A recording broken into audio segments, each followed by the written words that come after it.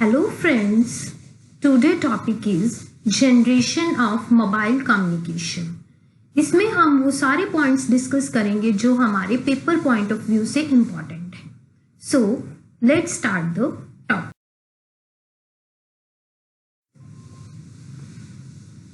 Mobile communication का मतलब है कैसे डेटा और इंफॉर्मेशन को एक जगह से मोबाइल के थ्रू दूसरी जगह पहुंचाना. In short we can say that wireless communication. तो आपने 3G और 4G के बारे में तो सुना ही होगा. स्टिल हम 4G ही यूज कर रहे हैं. तो इसमें जो G वर्ड है दैट स्टैंड्स फॉर जनरेशन. तो हम इसमें यही पढ़ेंगे कि कैसे कैसे टेक्नोलॉजी में वायरलेस कम्युनिकेशन की टेक्नोलॉजी में कैसे कैसे एवोल्यूशन हुआ, क्या क्या चेंजेस हुए या फिर बोल सकते हैं क्या क्या सुधार हुए, टाइम टू टाइम इसमें क्या चेंजेस आई, ये सब हम डिस्कस करेंगे.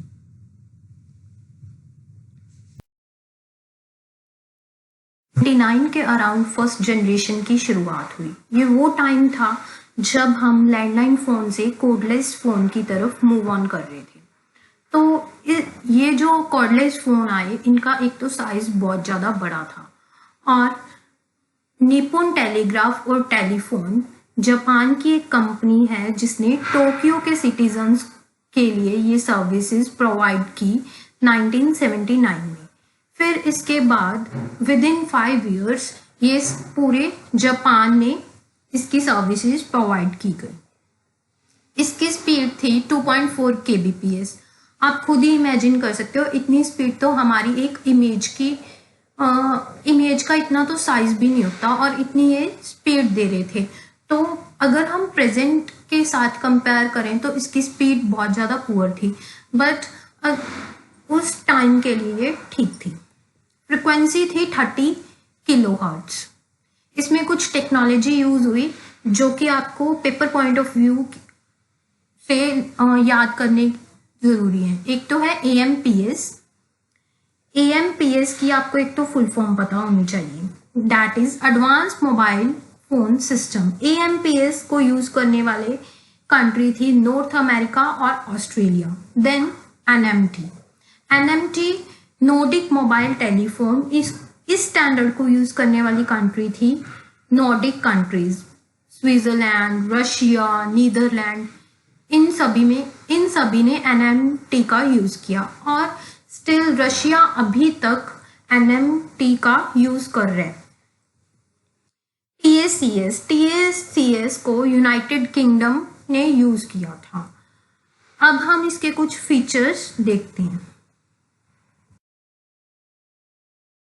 गोइंग और इनकमिंग कॉल की ये फैसिलिटी प्रोवाइड करता था. मतलब ओनली वॉइस कॉल और कुछ भी नहीं. ना हम कोई टेक्स्ट मैसेज कर सकते थे, ना हम व्हाट्सएप चला सकते थे जैसे कि आप अपने सिंपल लैंडलाइन फ़ोन से करते थे. वही फैसिलिटी ये प्रोवाइड करता था. बट आपको पता होगा 2 टाइप के सिग्नल्स होते हैं, एनालॉग और डिजिटल सिग्नल्स. तो इसमें एनालॉग सिग्नल यूज़ होते थे. यही एक ऐसी जनरेशन है जिसमें एनालॉग सिग्नल यूज़ होते थे. अगर क्वेश्चन आ जाए पेपर में कि कौन सी ऐसी जनरेशन है जिसमें एनालॉग सिग्नल्स का यूज़ हुआ, that is 1G, first generation.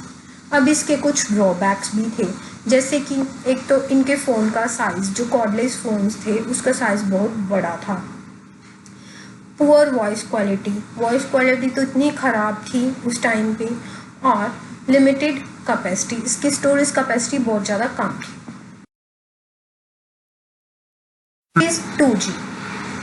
2G generation आई जो कि 1990 से स्टार्ट हो गई थी. उस टाइम पे ये नोकिया के, जैसे कि आपने देखा होगा नोकिया के फ़ोन्स आए थे बटन्स वाले. तो इसमें हमें वॉइस कॉल के साथ टेक्स्ट की फैसिलिटी मिल गई थी कि अब हम मैसेज भी सेंड कर सकते थे. तो ये फर्स्ट कहाँ पे स्टार्ट हुआ, फिनलैंड में. फिनलैंड वालों ने ये लॉन्च किया. अब इसकी स्पीड जैसे जैसे जनरेशन बढ़ती जाएगी वैसे वैसे स्पीड भी इंक्रीज होती जाएगी. अब 64 kbps नियर अराउंड इसकी स्पीड थी. फ्रिक्वेंसी थी 1.8 GHz. देखो आपको एक तो स्पीड और एक टेक्नोलॉजी के बारे में कोई भी जनरेशन हम पढ़ेंगे तो उसकी स्पीड और टेक्नोलॉजी आपको लर्न होनी चाहिए।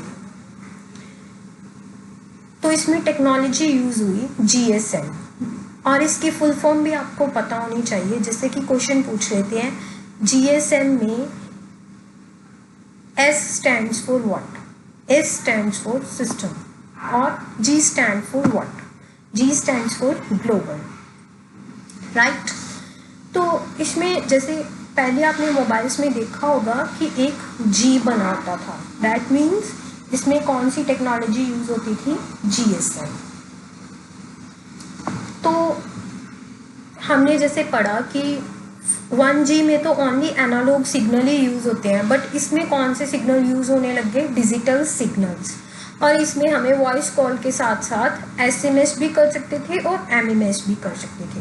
SMS और MMS में मेजर डिफरेंस ये होता है कि SMS में हम ओनली टेक्स्ट मैसेज कर सकते हैं, बट MMS में हम टेक्स्ट में एक शॉर्ट टाइम की, कुछ ही सेकंड की वीडियो सेंड कर सकते थे।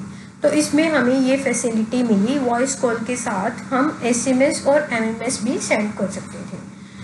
तो इसके कुछ ड्रॉबैक्स भी थे। ड्रॉबैक्स थे कि एक तो हम वीडियो नहीं किसी को भेज सकते थे, ठीक है।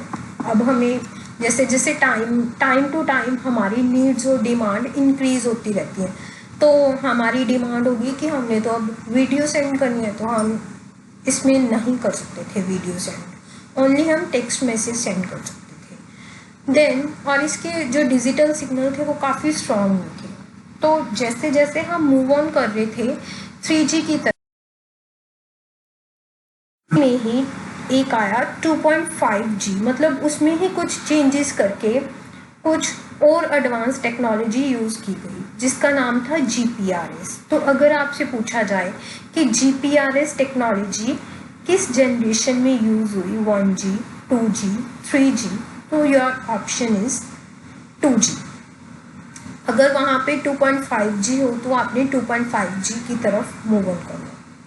तो GPRS के एक आपको फुल फॉर्म पता होनी चाहिए, जनरल पैकेट रेडियो सर्विस, ठीक है। अब कुछ और फीचर्स इन्होंने प्रोवाइड किए। अब हम फ़ोन कॉल तो कर ही सकते थे 1G में, और 2G में जब आए तो इसमें हम टेक्स्ट मैसेज करने स्टार्ट कर दिए। जब हम इसमें और एडवांस होता गया तो अब हम क्या कर सकते थे, वेब ब्राउजिंग का फैसिलिटी मिल गई, मतलब इंटरनेट स्टार्ट हो गया, ठीक है। कैमरा फ़ोन्स आने लगे, नोकिया के कैमरा फ़ोन्स आपने देखे होंगे बटन्स वाले। तो अगर इसमें एक था, इसकी एक कमी थी कि अगर हमने 3 मिनट्स का कोई भी MP3 सॉन्ग है उसको डाउनलोड करना है तो हमें कम से कम 10 मिनट्स लगते थे उसको डाउनलोड करने में। अब हम ईमेल्स को भी सेंड और रिसीव कर सकते थे, ठीक है, इंटरनेट के थ्रू। तो इसकी स्पीड थी नियर अबाउट 64 to 144 kbps के बीच में इसकी स्पीड थी। नेक्स्ट जैसे जैसे हम 3G की तरफ मूव ऑन करते गए तो 2G में कुछ सुधार हुए, तो 2.5 के बाद 2.75G आया जिसमें टेक्नोलॉजी यूज़ हुई एज में आपसे पूछ सकते हैं इसकी एक तो फुल फॉर्म, ठीक है, enhanced data for global evolution. इसमें भी सर्टेन स्पीड हमें इंक्रीज करके मिल गई, ये कुछ चेंजेस हुए, ठीक। स्टार्ट हुई वैसे ही 3G टेक्नोलॉजी स्टार्ट हो गई, ठीक है। और इसमें क्या था, ये इसमें वॉइस क्वालिटी थी जो 2G से काफ़ी बेटर थी। तो इसमें एक तो हमें जैसे पहले हमें SMS तक की ही फैसिलिटी मिली थी और समहाउ थोड़ा बहुत इंटरनेट हम चला सकते थे, बट इसमें अब हमें वीडियो कॉल की फैसिलिटी मिल गई थी। हमने डोंगल्स वगैरह यूज़ करनी स्टार्ट कर दी थी, लाइव स्ट्रीमिंग होनी स्टार्ट हो गई थी। इस टाइम पे यूट्यूब काफ़ी फेमस हुआ था।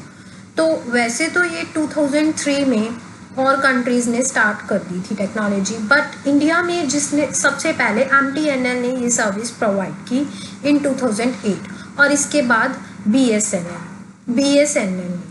तो इसमें क्या था, एक तो स्पीड हमें अब इंटरनेट की स्पीड ज़्यादा मिलने लगी। पहले हम kbps में यूज़ करते थे, बट अब हमें नियर अबाउट 2 mbps स्पीड मिलने लगी थी। देन इसकी फ्रिक्वेंसी की बात करें तो इसमें फ्रिक्वेंसी 1.6 से 2 गीगाहर्ट्ज़ तक हमें फ्रिक्वेंसी मिलती थी। इसमें कुछ टेक्नोलॉजी यूज़ हुई, डैट इज़ WCDMA। WCDMA की फुल फॉर्म है wide band code division multiple access. एक टेक्नोलॉजी थी UMTS, universal mobile telecommunication. देखो, जैसे हम 4G की तरफ मूव ऑन कर रहे थे तो इसमें भी कुछ एवोल्यूशन हुए बिटवीन 3G टू 4G। एक तो आया 3.5G जिसमें टेक्नोलॉजी आई HSPA। देन उसके बाद कुछ सर्टेन स्पीड को इंक्रीज किया गया तो उसमें टेक्नोलॉजी यूज हुई HSPA+। अब इसमें था कि 3G में हमें एक तो मेन इसमें हम अब बटन्स वाले मोबाइल तो चले गए। अब किसका टाइम आ गया था? अब टाइम आ गया था कि टच स्क्रीन वाले मोबाइल यूज़ होने लगे, जिसको हम स्मार्टफोन्स जनरली बोलते हैं। तो 3G टेक्नोलॉजी आई, वैसे ही स्मार्टफोन यूज़ होने लगे। तो इसके कुछ फीचर्स भी हैं, जैसे कि हम 3D गेम्स खेलनी स्टार्ट कर दी, हम फास्टर कम्युनिकेशन कर सकते थे, मोबाइल में टीवी देखना स्टार्ट कर दिया, हमने एक दूसरे से वीडियो कॉल करने लगे और वो सिक्योर वीडियो कॉल्स होती थी।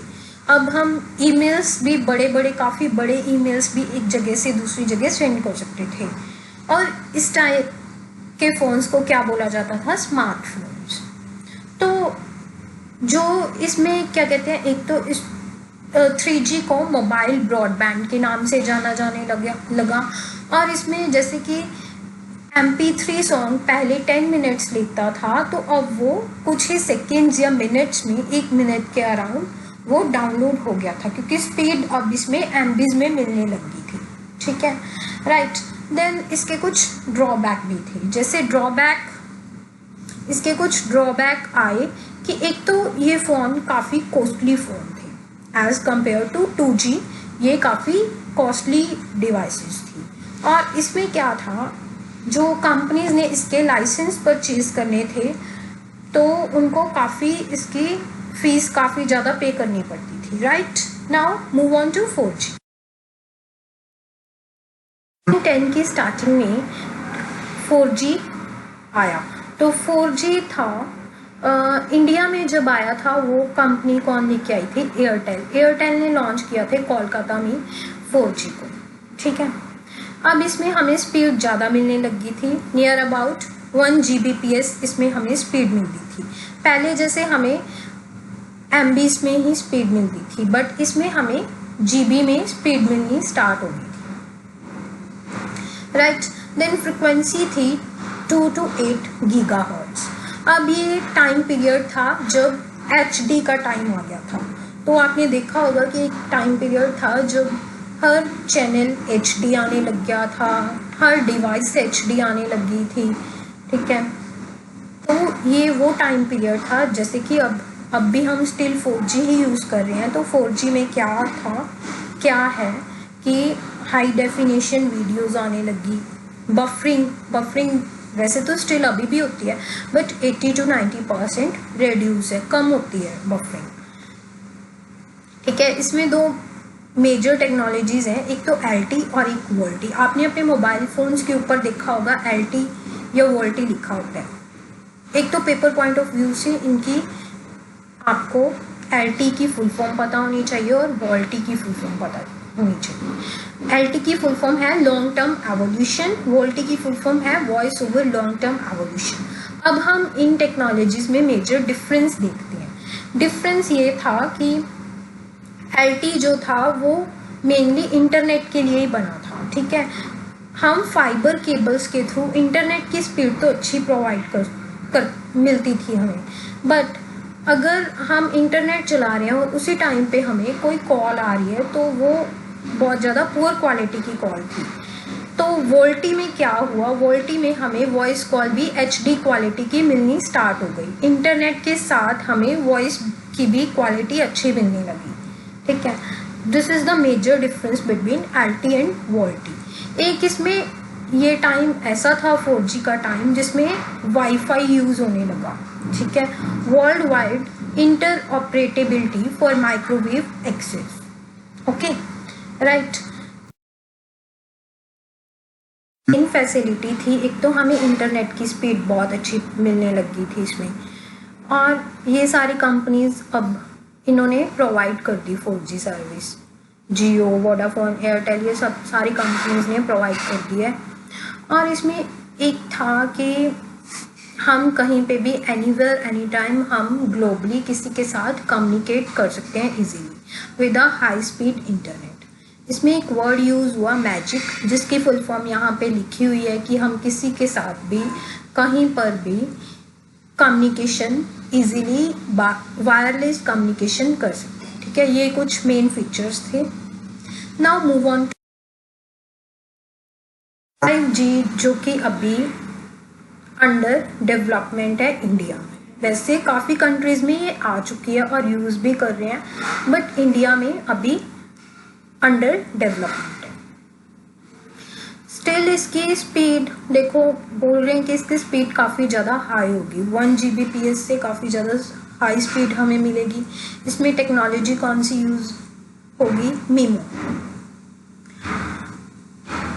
और इसमें पता है क्या होगा, एक तो ये ऐसा मतलब इतनी ज़्यादा स्पीड वाला इंटरनेट प्रोवाइड करेगा कि हमारी हर डिवाइस इंटरनेट के साथ कनेक्ट होगी. जैसे कि आपके मोबाइल फ़ोन के साथ आपके घर की लाइट्स, आपके लॉक घर का, ठीक है, और बोल सकते हैं रेफ्रिजरेटर, आपकी कार, आपका